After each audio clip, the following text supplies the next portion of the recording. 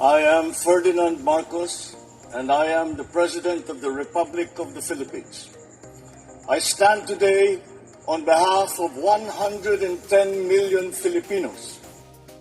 Hello universe, it's me again. Ayan, shout out sa inyo mga best. Meron tayong upload videos, updates. Nako mga beswa, eto na sinasabi ko sa inyo eh.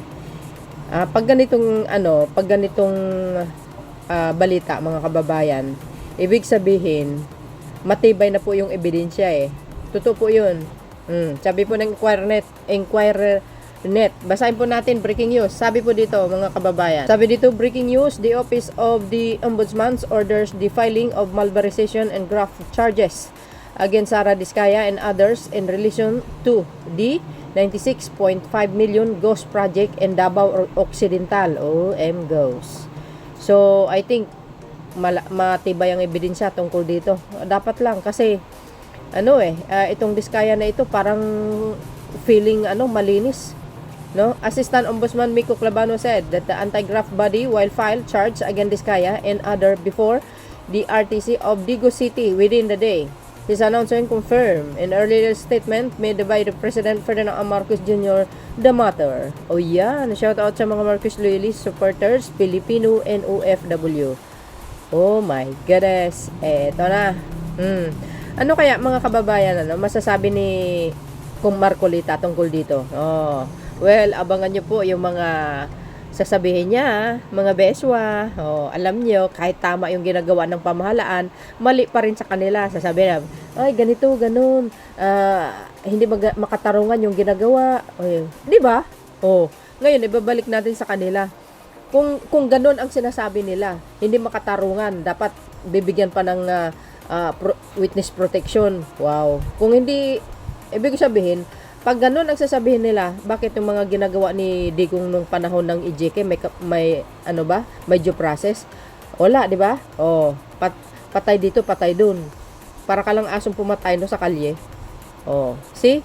Mabuti nga dito sa panahon ni PBBM, mayroong due process na tinatawag. At least, di ba mga kababayan? May pag-usisa or pag-iimbestiga. Hindi tulad noon, ako po, si Digong na mismo nagsabi na talaga grabe talaga ang corruption sa sa DPWH. Pero hindi niya po na nagawa ng paraan para mahinto 'yun. No. Hindi kaya ni Digong talaga as in. As in. Si Digong kasi malambot ang puso niya pagdating sa mga ganyan eh. Pero si PBBM, tingnan niyo itsura niya. Maamo, mabait, hindi pala away. Pero wag ka. Matindi ang niyan, guys. Ang pamamahala niya, yung polisiya niya. Kaya nga tahimik pero dangerous ang kanyang galaw. Batas kasi ang pinapairal eh. Hindi, real talk po tayo dito, walang kukontra. So, dahil dito, ito pa. Anong sinabi? Ulitin natin. Basahin natin ulit para kumpleto detalyado. Baka sabihin ng mga DDS fake news tayo. Excuse me. Sabi po ng News 5.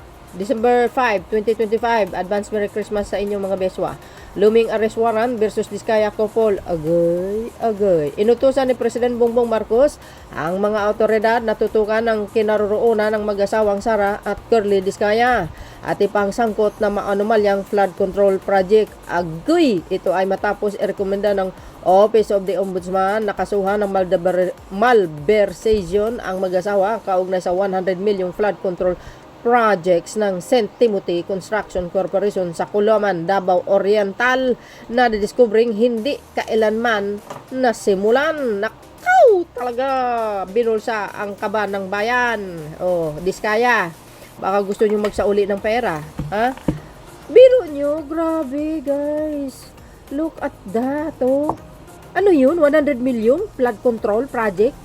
So, ibig sabihin, ghost. Hindi pa natapos. What the heck? Di ba?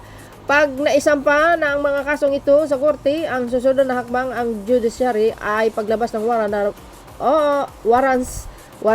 arrest warrant para sa mga pinangalanang individual. Oh my goodness.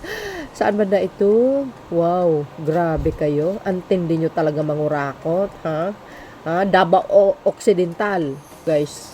Matindi, no? Ang tindi nyo, Chong. Ibalik nyo na yung pera ng taong bayan.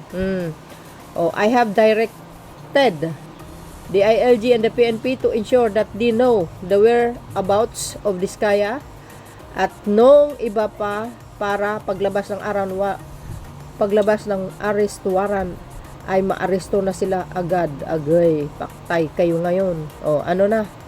Ha? Sasabihin naman ng mga DDS, walang kwenta itong administrasyon na ito, nanghaharas. What?